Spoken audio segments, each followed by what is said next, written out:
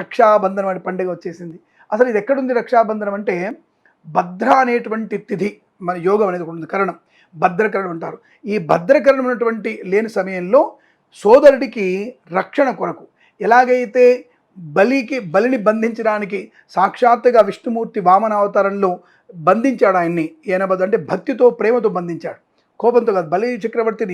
బలి రాక్షసుడు ఆయన కూడా, కానీ బలి చక్రవర్తిని ఎలాగైతే స్వామివారు తన ప్రేమతో బంధం చేసుకున్నాడో, కట్టడి చేశాడో, ఏనబద్దో బలిరాజా దానవేంద్రో మహాబల అనేటువంటి శ్లోకంలో ఎలాగైతే వామనుడు బలిచక్రవర్తిని తన ప్రేమతో తనని బంధించుకున్నాడో, ప్రేమతోనే అతన్ని ఎలాగైతే చక్రవర్తిని చేశాడో, పాతాళలోకం చక్రవర్తి ఆయన, ఆ పాతాళలోకం చక్రవర్తి చేశాడో, అలాగే నీ సోదరి అయినటువంటి నేను నిన్ను అనేకమైనటువంటి బంధముల నుంచి విముక్తిని చేసి నీకు ప్రేమ అనేటువంటి బంధాన్ని నీకు కడుతునని చెప్పేసి సోదరికి సోదరుల మధ్య ఉన్నటువంటి అవినాభావ ప్రేమతుల్య బంధాన్ని మనం చూపించేదే రక్షాబంధనం.